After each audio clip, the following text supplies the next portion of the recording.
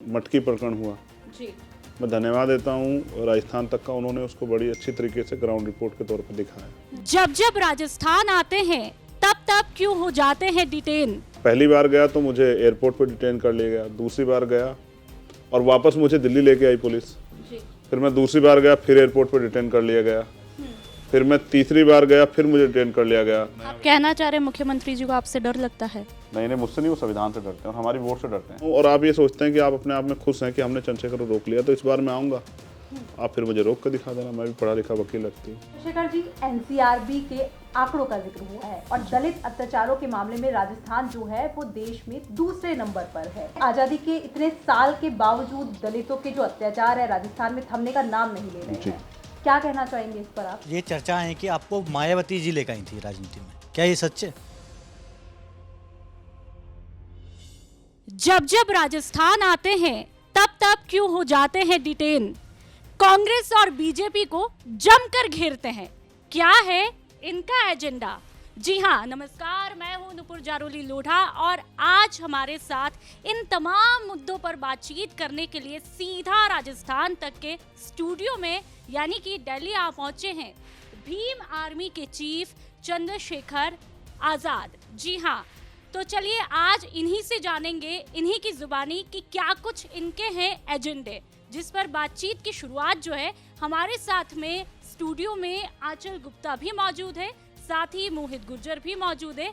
उनसे उनके साथ में ही इस चर्चा का जो है वो आगाज करते हैं। सबसे पहला सवाल यही है चंद्रशेखर जी कि आपका जो पूरा नाम है चंद्रशेखर आजाद रावण, इस नाम से आपको पुकारा जाता है।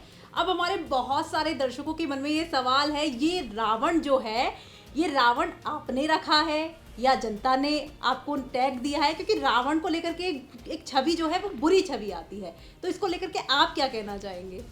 देखिए, मेरा नाम है चंद्रशेखर जी। और आज़ाद मैंने तब लगाया जब मैंने मानसिक गुलामी को की बेड़ियों को तोड़ दिया और जिस दिन मैंने तय किया कि मैं किसी भी कीमत पे अपने ज़मीर से समझौता नहीं करूँगा, तब मैंने उसके साथ ऐड किया चंद्रशेखर के साथ आज़ाद। और ये जो रावण लगाया गया ये मीडिया की देन है। मैंने हमेशा इसको कहा कि भाई मत लगाया करो, लेकिन मीडिया के साथी हैं कि मानते नहीं।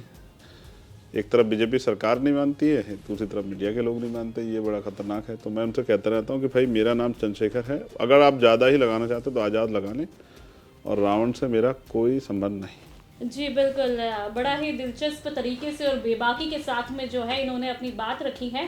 साथ ही अगला सवाल जो रहने वाला है, आप राजस्थान आए हैं, जानकारी के मुताबिक 3 अप्रैल को जो है वो आप पहली बार डिटेन कर लिए जाते हैं। उस किस्से को भी जरा साझा कीजिएगा कि आखिरकार क्या वजह होती है जिसके जरिए जो है बार बार राजस्थान में इस तरह के हालात जो है वो आपके साथ हो जाते हैं। देखिए, बताया गया है कि राजस्थान में विपक्ष की सरकार है, लेकिन हमारे लिए मैं समझता हूँ सत्ता और विपक्ष का चरित्र, जो सत्ता का जो चरित्र एक जैसा है। जब मैं राजस्थान जाता हूँ या तो सोशली काम से जाता हूँ, जो भीम आर्मी की पाठशालाएँ चल रही हैं या भीम आर्मी के लोग कोई प्रोग्राम कर रहे हैं, या फिर आजकल तो कभी कभी पॉलिटिकल प्रोग्राम के लिए चल जाते हैं। जैसे मैं और जयंत जी अभी गए थे, सर छोटू राम जी की जयंती हम लोगों ने सेलिब्रेट की जयपुर में। लेकिन जब मैं कहीं अन्याय वहाँ होते हैं राजस्थान में, उन पर जाता हूँ तो मैं देखता हूँ वहाँ की सरकार का रवैया बीजेपी सरकार की तरह रहता है। जब एक बार जितेंद्र मेघवाल जी का मामला हुआ, मूछें रखने पर हत्या हुई, तो मैं वहाँ गया। सरकार ने वादा किया कि हम अधिकारियों ने कि 10 दिन में इस मामले को हम लोग कवर करेंगे, इस पर जो माफ़ी मांगे उनको मानेंगे, जनता की मांगे थी वो। लेकिन जब मैं दोबारा गया तो मुझे एयरपोर्ट पे जो है उन्होंने डिटेन कर लिया, पूरे दिन बिठा के रखा, शाम में मुझे वापस आना पड़ा। उसके बाद मटकी प्रकरण हुआ जी। मैं धन्यवाद देता हूँ राजस्थान तक का, उन्होंने उसको बड़ी अच्छी तरीके से ग्राउंड रिपोर्ट के तौर पर दिखाया। तो जब मैं उसमें गया, मैं पहली बार गया तो मुझे एयरपोर्ट पर डिटेन कर लिया गया, दूसरी बार गया और वापस मुझे दिल्ली लेके आई पुलिस। फिर मैं दूसरी बार गया, फिर एयरपोर्ट पर डिटेन कर लिया गया। फिर मैं तीसरी बार गया, फिर मुझे डिटेन कर लिया गया। तो अगर मैं नहीं मिल सकता हूँ और आप ये सोचते हैं कि आप अपने आप में खुश हैं कि हमने चंद्रशेखर को रोक लिया, तो इस बार मैं आऊँगा, आप फिर मुझे रोक कर दिखा देना, मैं भी पढ़ा लिखा वकील लगती हूँ। कि वो आरोपी जो है गिरफ्तार नहीं हुआ। तो जब आप सरकार में बैठ के हमारे लोग साथ न्याय नहीं कर सकते, तो फिर ऐसी सरकार को की हमें ज़रूरत भी नहीं है, मुझे ऐसा लगता है। तो चंद्रशेखर जी, आप कह रहे हैं और लगातार इससे पहले भी गहलोत सरकार पे जो है वो सवाल खड़े करते आए हैं, बीजेपी के भी पक्ष में है नहीं, तो आप विकल्प क्या देना चाह रहे हैं? मुझे ऐसा लगता है कि राजस्थान की जनता विकल्प देगी। कभी उन्होंने बीजेपी को देखा, कभी कांग्रेस को देखा, लेकिन उनके अंदर बेचैनी है। कुछ कांग्रेस के अंदर भी ऐसे लोग हैं जिनके अंदर बेचैनी है, जो आगे बढ़ना चाहते हैं, और विपक्ष में भी कुछ ऐसे दल हैं जो मेहनत से काम कर रहे हैं, जो चाहते हैं कि सरकार बदले। और मुझे उम्मीद है कि एक अच्छा अलायंस वहाँ इस बार बनेगा। मैं अभी सब लोगों के बारे में नहीं कह सकता हूँ, लेकिन मैं राजस्थान वासियों से राजस्थान तक पे ये कह रहा हूँ कि इस बार वो परेशान ना हो। ऐसे निकम्मे लोगों के भरोसे हम लोग आपको नहीं छोड़ेंगे। इस बार आज़ाद समाज पार्टी, राष्ट्रीय लोकदल और बहुत सारे जो लोग हैं जो विपक्ष में हैं, वो हम लोग मिलकर लड़ेंगे। जनता को वोट देना, जनता उस विकल्प के साथ अगर खड़ी हो जाएगी तो ऐसी सरकारों से मुक्ति मिल जाएगी जो सरकारें सिर्फ वादे करती है और जमीन पे कुछ नहीं होता। मोहित से अपील करूंगी कि वो सवाल करें पहले। चंद्रशेखर जी, ये चर्चा है कि आपको मायावती जी लेकर आई थी राजनीति में, क्या ये सच है? नहीं, मैं इस बात पे तो सच और झूठ पे तो नहीं कह सकता, लेकिन हाँ, काशीराम साहब का आंदोलन हमें जरूर लेके आया राजनीति में, जब तक मेरे अंदर जान रहेगी। चंद्रशेखर जी, मायावती का जिक्र हुआ है। अभी तक देखा जाता है कि दलित वोट मायावती जी के हाथ में देखे जाते हैं, लेकिन अब चंद्रशेखर भी आ गए हैं, भीम आर्मी पार्टी भी आ गई है, तो क्या ये कहा जा सकता है कि जो दलित वोट है उसके एकाधिकार को मायावती से चंद्रशेखर ने छीन लिया है? नहीं, मैं एक चीज़, हमारी पार्टी का नाम आज़ाद समाज पार्टी है। हम इतनी मेहनत करेंगे कि सारे मीडिया के लोगों को याद हो जाए। हमारा काम है मेहनत करना, लोकतंत्र में। दूसरी बात, देखिए, दलित समाज में माननीय काशीराम साहब के आंदोलन से ये उम्मीदें पैदा हुई कि इस दल के साथ हमारी जो समस्या है उनका हल हो सकता है। काशीराम कहते हैं जिनका दल नहीं होता उनके अंदर बल नहीं होता, जिनके अंदर बल नहीं होता उनकी समस्याओं का हल नहीं होता। बिल्कुल चंद्रशेखर जी, आपने यूपी का जिक्र किया है। मैं आपसे पूछना चाहूँगी कि यूपी में बार बार जो जनता ने है योगी सरकार को जनादेश दिया है, आपको नहीं, तो आपको क्या लगता है राजस्थान में क्यों चुनेगी? इस पर चर्चाएं जो है वो जोरों पर है, सवाल भी है। मैं तो पहली बार आया हूँ, कब जनसंघ बना और कब तक उनको सफलता नहीं मिली। मैं तो पहला चुनाव लड़ा, राजस्थान में चुनाव भी नहीं लड़ा। मैं पहला, देखिए, उनको वोट दिया, कितने % वोट मिला अगर आपको जानकारी है बीजेपी को, और बाकी जो वोट है उनके खिलाफ है, बस संगठित नहीं। लेकिन अभी राजस्थान में आप देखेंगे बीएसपी की भी हालत जिस तरह से वो आपको भी पता है, तो आपको क्या लगता है कि आपकी जमीन तैयार हो पाएगी वहाँ पे? देखिए, पिछले 6 साल से भीम आर्मी के कार्यकर्ता वहाँ काम करते हैं। 16 डिस्ट्रिक्ट हमने बंद बुला के बंद किए। वहाँ हमारे कार्यकर्ता ना धूप देखते, ना छाँव देखते, ना दिन देखते, ना रात, ना आंधी तूफान देखते, ना साधन देखते, बसों में जाके जो है काम करते हैं। और अगर डर नहीं होता, अगर हमारी जमीन नहीं थी, तो मुख्यमंत्री क्यों मुझे जो है डिटेन कराते हैं? मैं तो अभी आया हूँ नया व्यक्ति। कहना चाह रहे मुख्यमंत्री जी को आपसे डर लगता है? नहीं, मुझसे नहीं, वो संविधान से डरते हैं और हमारी वोट से डरते हैं। अगर हम पे वोट नहीं होती तो शायद मुख्यमंत्री जी हमारी बस्तियों में भी नहीं जाते। हमारी बात तो करना बहुत दूर की बात है। ये वोट हमारे पास है, इसलिए सब हमारी बात करते हैं, बस काम नहीं करते हमारे लिए। तो आपने भी सोचा है कि कितनी सीटों पर इलेक्शन लड़ेंगे आप राजस्थान में? ये निर्णय लोकतांत्रिक सवाल है और मैं लोकतांत्रिक व्यक्ति हूँ। ये पार्टी तय करेगी, वहाँ की लीडरशिप तय करेगी।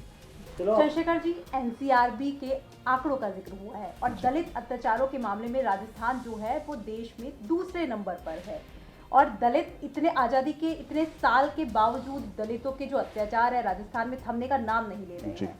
क्या कहना चाहेंगे इस पर आप? पहले और दूसरे की जो लड़ाई है वो यूपी और राजस्थान में चल रही है, तो इससे स्पष्ट होता है कि यहाँ बीजेपी की सरकार है व कांग्रेस सरकार है, और दोनों सरकार में जो लीडर नेतृत्व कर रहे हैं वो दोनों ही, उनके दोनों के मन में दलितों के प्रति संवेदना है, और उनको फर्क भी नहीं पड़ता कि दलित बेटियों के साथ कितना अन्याय हो रहा है, दलित लोगों के साथ कितना जो समस्या हो रही है। राजस्थान में तो घोड़ी पे बैठने पे आजकल विवाद होते हैं और तमाम तरह की समस्या खड़ी होती है। तो मैं समझता हूँ कि ये सब अन्याय इसलिए हो रहे हैं क्योंकि जो मुख्यमंत्री बैठे हैं वो संवेदनहीन है।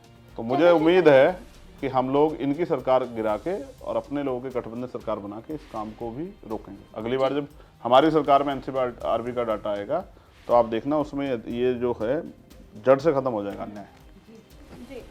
बिल्कुल। साथ ही एक अहम सवाल जो ये जानना दर्शकों के लिए भी ज़रूरी हो जाता है, क्योंकि जिस तरह की इमेज आपको लेकर के है कि आप जातिगत जो भेदभाव होते हैं उनको लेकर के पुरजोर आवाज़ उठाने की कोशिश करते हैं, तो आपकी नज़र से इस भेदभाव को कैसे ख़त्म किया जा सकता है?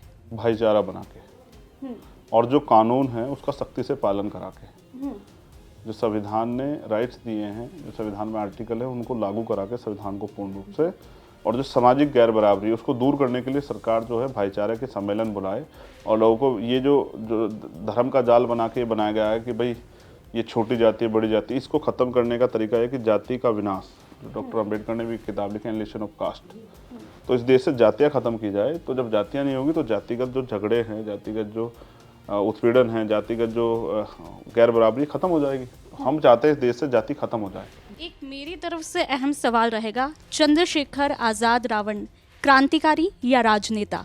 अब फिर वही मैं कह रहा हूँ, चंद्रशेखर आज़ाद भारत का एक ऐसा बेटा है जो अपने भारत से बहुत प्यार करता है और अपने भारत में रहने वाली सभी बहनों से, भाइयों से, बुजुर्गों से, सब लोगों के अधिकारों के लिए लड़ना चाहता है।